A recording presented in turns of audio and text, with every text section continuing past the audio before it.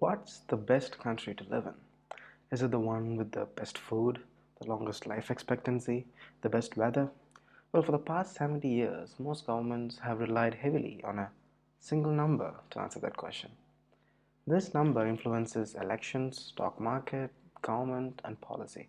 But it was never intended for its current purpose, and some would argue that the world is addicted to making that number grow forever.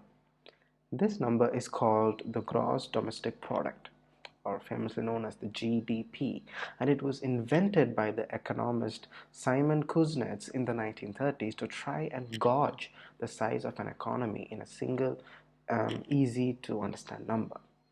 And GDP is kind of like the total monetary value of everything a country produces and sells on the market. To this day, GDP per capita, which is just the total GDP divided by the number of people in that country, is widely seen as a measure of well being. But GDP doesn't actually say anything about well-being because it doesn't take into account that what a country produces or who has access to it. $1 million of weapons contributes the exact same amount to a country's GDP as $1 million of vaccines or food.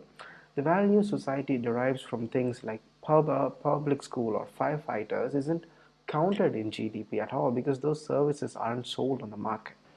And if a country has a lot of wealth, but most of it is controlled by few people, GDP per capita gives a biased and distorted number of how much a typical person has. Despite all that, for a long time, higher GDP did correlate closely to a higher quality of life for people in many countries. From 1945 to 1970s, as GDP doubled, tripled, or even quadrupled in some Western countries, people's wages often grew proportionately. By the 1980s, this changed. Countries continued to grow richer, but wages stopped keeping pace with GDP growth, or in some cases, even declined. And most of the benefits went to an even smaller percentage of the population. And still, the idea of capturing a nation's well-being in a single number had powerful appeal. In 1972, King Jigme Singye of Bhutan came up with the idea of gross national happiness as an alternative to gross domestic product.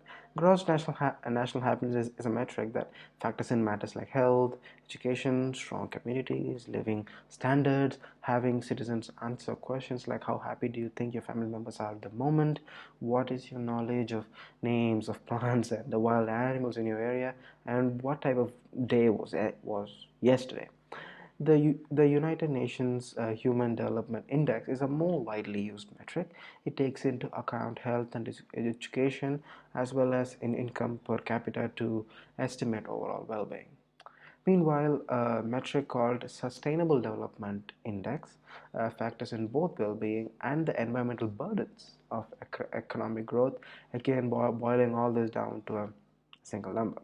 Though no country has been able to meet the basic needs of its people while also using resources fully sustainably, Costa Rica almost comes to the closest. Over the past few decades, it's managed to grow its economy and improve living standards substantially without drastically increasing its emissions. Other countries like Colombia and Jordan have made notable progress too. Ultimately, there are limits to any approach that boils the quality of life in a country down to a single number. Increasingly, experts favor a dashboard approach that lays out all the factors as a single number obscures. This approach makes even more sense given that people have different priorities and the answer to which country is best to live in depends on who's asking the question. So, what if that were you designing your country's well being metric? What do you value and what would you measure?